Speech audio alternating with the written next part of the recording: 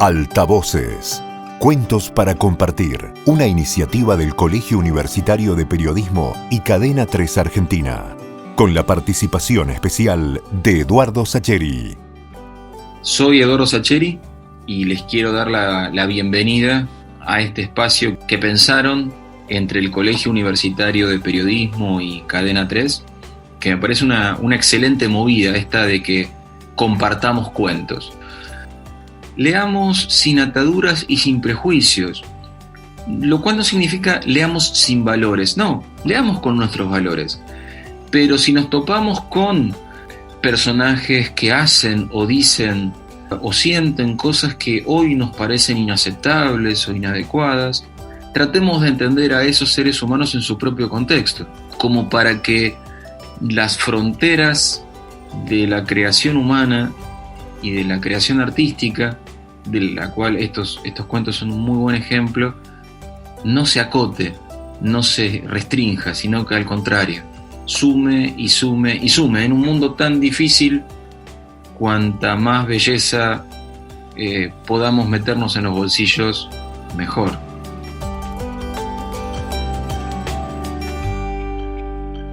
La mujer del juez, Isabel Allende.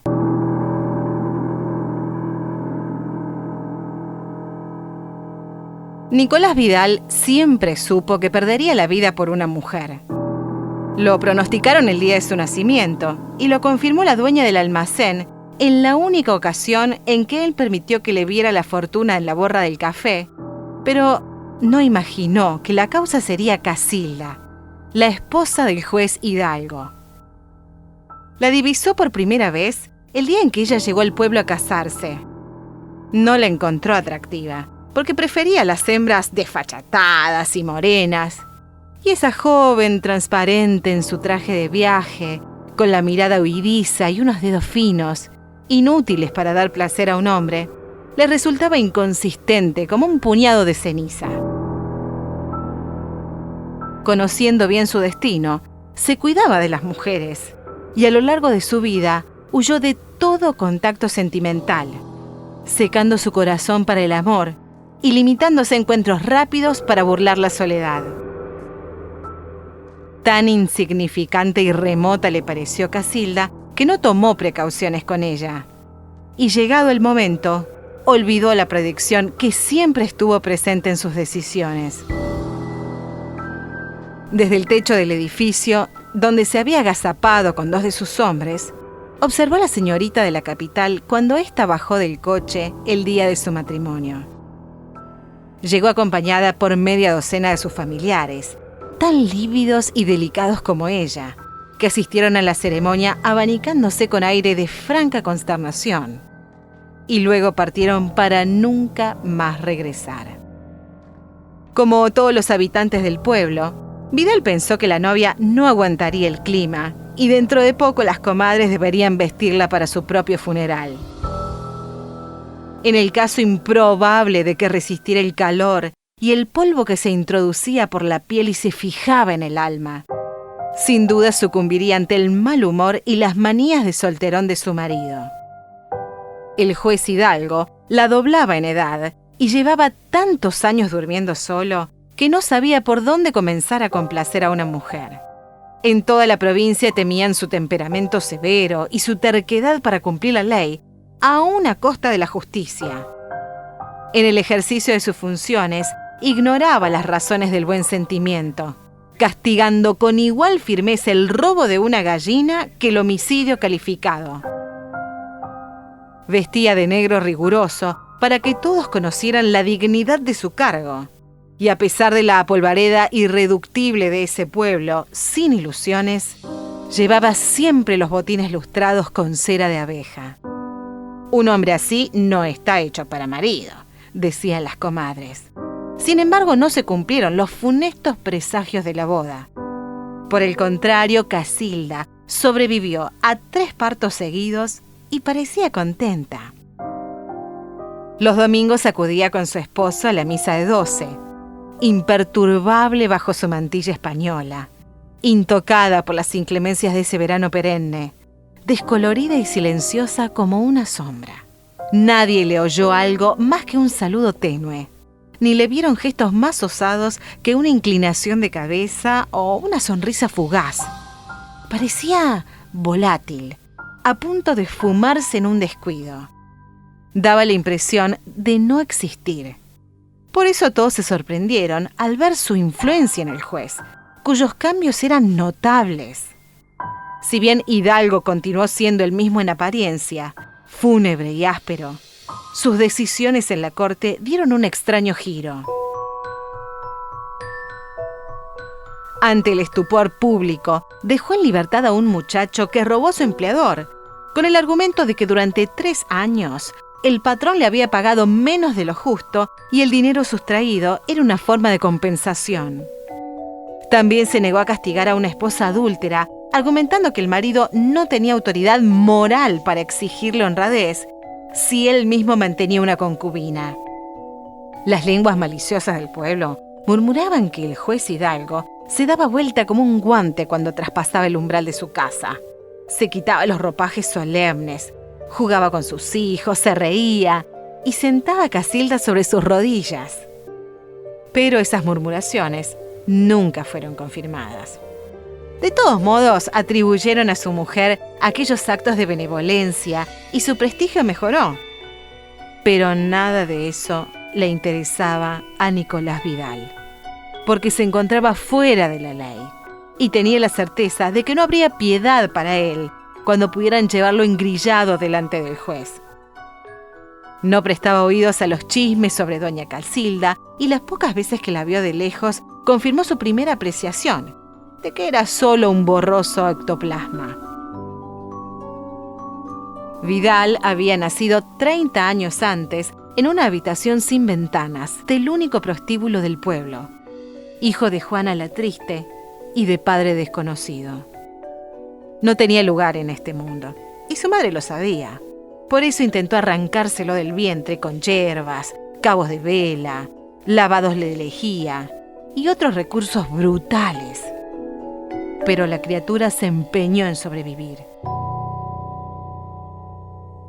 Años después, Juana la Triste, al ver a ese hijo tan diferente, comprendió que los drásticos sistemas para abortar no consiguieron eliminarlo. En cambio, templaron su cuerpo y su alma hasta darle la dureza del hierro.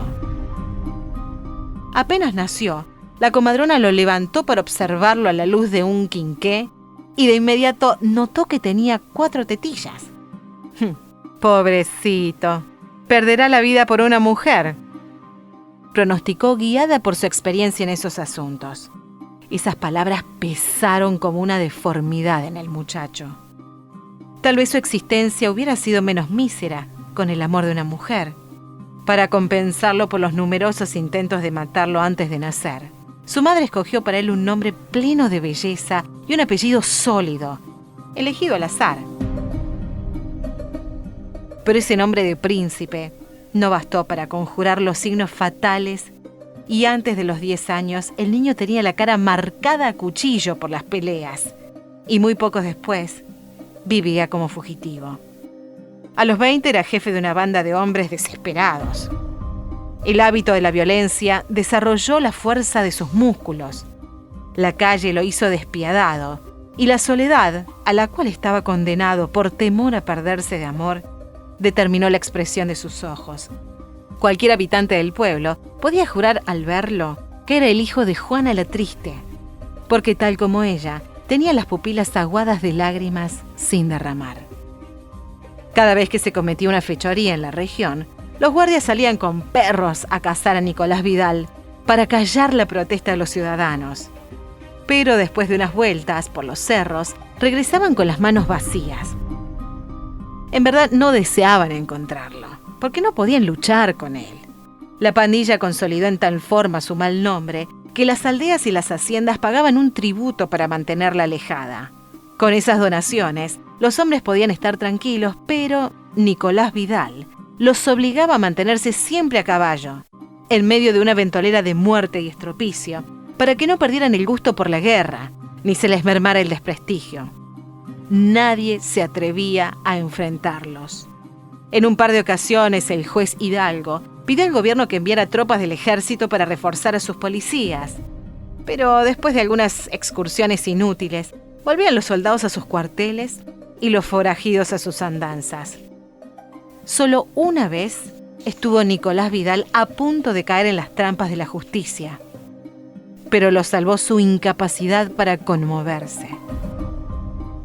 Cansado de ver las leyes atropelladas, el juez Hidalgo decidió pasar por alto los escrúpulos y preparar una trampa para el bandolero. Se daba cuenta de que en defensa de la justicia iba a cometer un acto atroz, pero de dos males escogió el menor. El único cebo que se le ocurrió fue Juana la Triste, porque Vidal no tenía otros parientes ni se le conocían amores. Sacó a la mujer del local, donde fregaba los pisos y limpiaba letrinas a falta de clientes dispuestos a pagar por sus servicios. La metió dentro de una jaula fabricada a su medida y la colocó en el centro de la plaza de armas, sin más consuelo que un jarro de agua. Cuando se le termine el agua, empezará a gritar. Entonces aparecerá su hijo y yo estaré esperándolo con los soldados, dijo el juez. El rumor de ese castigo, en desuso desde la época de los esclavos cimarrones, llegó a oídos de Nicolás Vidal poco antes de que su madre bebiera el último sorbo del cántaro. Sus hombres lo vieron recibir la noticia en silencio, sin alterar su impasible máscara de solitario ni el ritmo tranquilo con que afilaba su navaja contra una cincha de cuero. Hacía muchos años que no tenía contacto con Juana la Triste y tampoco guardaba ni un solo recuerdo placentero de su niñez. Pero esa no era una cuestión sentimental, sino un asunto de honor. Ningún hombre puede aguantar semejante ofensa, pensaron los bandidos, mientras alistaban sus armas y sus monturas, dispuestos a acudir a la emboscada y dejar en ella la vida si fuera necesario. Pero el jefe no dio muestras de prisa. A medida que transcurrían las horas, aumentaba la tensión en el grupo.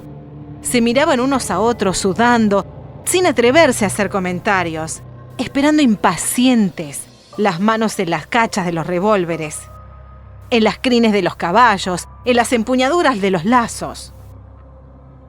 Llegó la noche y el único que durmió en el campamento fue Nicolás Vidal. Al amanecer, las opiniones estaban divididas entre los hombres. Unos creían que era mucho más desalmado de lo que jamás imaginaron, y otros que su jefe planeaba una acción espectacular para rescatar a su madre. Lo único que nadie pensó fue que pudiera faltarle el coraje, porque había dado muestras de tenerlo en exceso. Al mediodía no soportaron más la incertidumbre y fueron a preguntarle qué iba a hacer. Nada, dijo. ¿Y tu madre? Veremos quién tiene más cojones, el juez o yo, replicó imperturbable Nicolás Vidal.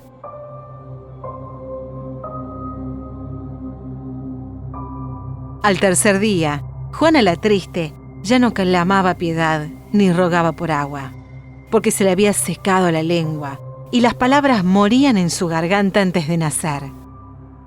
Yacía ovillada en el suelo de su jaula, con los ojos perdidos y los labios hinchados, gimiendo como un animal en los momentos de lucidez y soñando con el infierno el resto del tiempo. 4 guardias armados vigilaban a la prisionera para impedir que los vecinos le dieran de beber. Sus lamentos ocupaban todo el pueblo. Entraban por los postigos cerrados, los introducía el viento a través de las puertas, se quedaban prendidos en los rincones. Los recogían los perros para repetirlos aullando, contagiaban a los recién nacidos y molían los nervios de quien los escuchaba. El juez no pudo evitar el desfile de gente por la plaza compadeciendo a la anciana, ni logró detener la huelga solidaria de las prostitutas, que coincidió con la quincena de los mineros. El sábado, las calles estaban tomadas por los rudos trabajadores de las minas, ansiosos por gastar sus ahorros antes de volver a los socavones. Pero el pueblo no ofrecía ninguna diversión, aparte de la jaula y ese murmullo de lástima llevado de boca en boca desde el río hasta la carretera de la costa. El cura encabezó a un grupo de feligreses que se presentaron ante el juez Hidalgo a recordarle la caridad cristiana y suplicarle que eximiera a esa pobre mujer inocente de aquella muerte de mártir. Pero el magistrado pasó el pestillo de su despacho y se negó a oírlos, apostando que Juana la Triste aguantaría un día más y su hijo caería en la trampa. Entonces, los notables del pueblo decidieron acudir a doña Casilda. La esposa del juez lo recibió en el sombrío salón de su casa y atendió sus razones, callada, con los ojos bajos, como era su estilo. Hacía 3 días que su marido se encontraba ausente, encerrado en su oficina, aguardando a Nicolás Vidal con una determinación insensata. Sin asomarse a la ventana, ella sabía todo lo que ocurría en la calle, porque también a las vastas habitaciones de su casa entraba el ruido de ese largo suplicio. Doña Casilda esperó que las visitas se retiraran, vistió a sus hijos con las ropas de domingo y salió con ellos rumbo a la plaza. Llevaba una cesta con provisiones y una jarra con agua fresca para Juana la Triste. Los guardias la vieron aparecer por la esquina y adivinaron sus intenciones, pero tenían órdenes precisas. Así es que cruzaron sus rifles delante de ella y cuando quiso avanzar, observada por una muchedumbre expectante, la tomaron por los brazos para impedírselo. Entonces los niños comenzaron a gritar. El juez Hidalgo estaba en su despacho frente a la plaza. Era el único habitante del barrio que no se había taponeado las orejas con cera, porque permanecía atento a la emboscada, acechando el sonido de los caballos de Nicolás Vidal. Durante 3 días, con sus noches, aguantó el llanto de su víctima y los insultos de los vecinos amotinados ante el edificio. Pero cuando distinguió las voces de sus hijos, comprendió que había alcanzado el límite de su resistencia. Agotado, salió de su corte con una barba del día miércoles, los ojos afiebrados por la vigilia y el peso de su derrota en la espalda. Atravesó la calle, entró en el cuadrilátero de la plaza y se aproximó a su mujer. Se miraron con tristeza. Era la primera vez en 7 años que ella lo enfrentaba y escogió hacerlo delante de todo el pueblo. El juez Hidalgo tomó la cesta y la jarra de manos de doña Casilda y él mismo abrió la jaula para socorrer a su prisionera. «Se lo dije, tiene menos cojones que yo», rió Nicolás Vidal al enterarse de lo sucedido. Pero sus carcajadas se tornaron amargas al día siguiente, cuando le dieron la noticia de que Juana la Triste se había ahorcado en la lámpara del burdel, donde gastó la vida, porque no pudo resistir la vergüenza de que su único hijo la abandonara en una jaula en el centro de la plaza de armas. «Al juez le llegó su hora», dijo Vidal. Su plan consistía en entrar al pueblo de noche, atrapar al magistrado por sorpresa, darle una muerte espectacular y colocarlo dentro de la maldita jaula, para que al otro día todo el mundo pudiera ver sus restos humillados.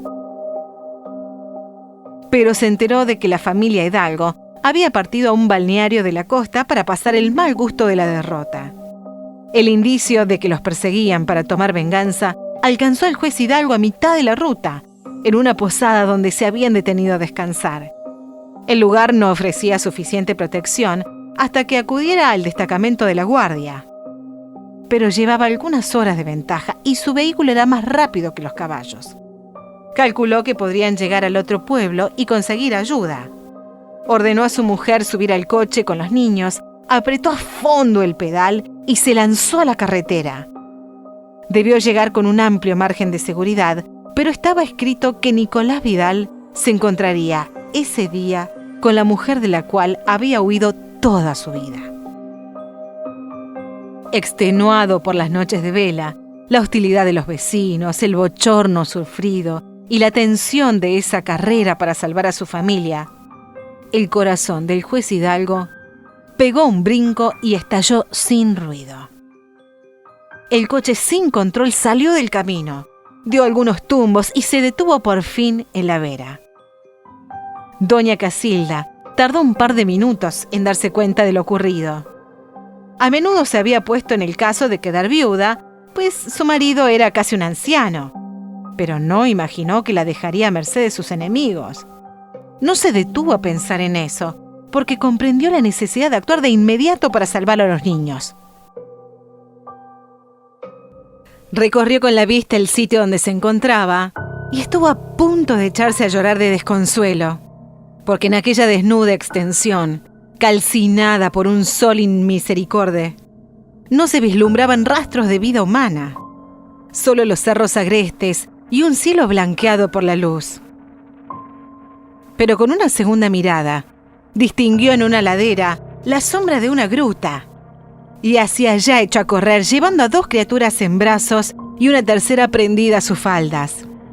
3 veces escaló Casilda, cargando uno por uno a sus niños hasta la cima.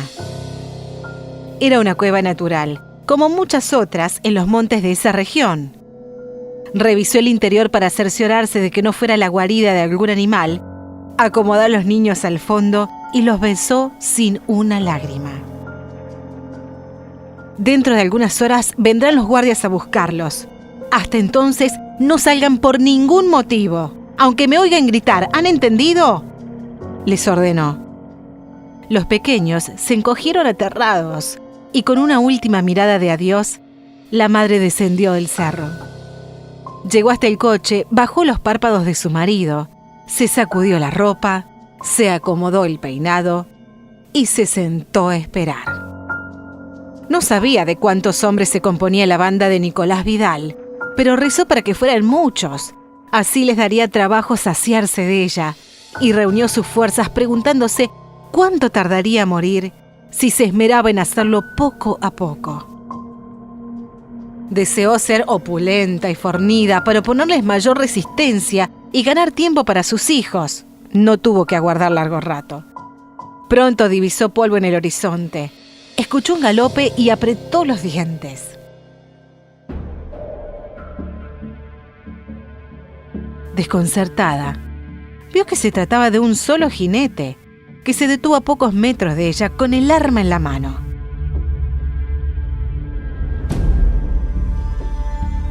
Tenía la cara marcada de cuchillo, y así reconoció a Nicolás Vidal, quien había decidido ir en persecución del juez Hidalgo sin sus hombres, porque ese era un asunto privado que debían arreglar entre los dos. Entonces ella comprendió que debería ser algo mucho más difícil que morir lentamente. Al bandido le bastó una mirada para comprender que su enemigo se encontraba a salvo de cualquier castigo, durmiendo su muerte en paz. Pero allí estaba su mujer, flotando en la reverberación de la luz. Saltó del caballo y se le acercó. Ella no bajó los ojos ni se movió. Y él se detuvo sorprendido, porque por primera vez alguien lo desafiaba sin asomo de temor. Se miraron en silencio durante algunos segundos eternos, calibrando cada uno las fuerzas del otro, estimando su propia tenacidad y aceptando que estaban ante un adversario formidable. Nicolás Vidal guardó el revólver y Casilda sonrió. La mujer del juez se ganó cada instante de las horas siguientes. Empleó todos los recursos de seducción registrados desde los albores del conocimiento humano y otros que improvisó inspirada por la necesidad para brindar a aquel hombre el mayor deleite. No solo trabajó sobre su cuerpo como diestra artesana, pulsando cada fibra en busca del placer, sino que puso al servicio de su causa el refinamiento de su espíritu. Ambos entendieron que se jugaban la vida, y eso daba a su encuentro una terrible intensidad. Nicolás Vidal había huido del amor desde su nacimiento. No conocía la intimidad, la ternura, la risa secreta, la fiesta de los sentidos, el alegre gozo de los amantes. Cada minuto transcurrido acercaba el destacamento de guardias y con ellos el pelotón de fusilamiento.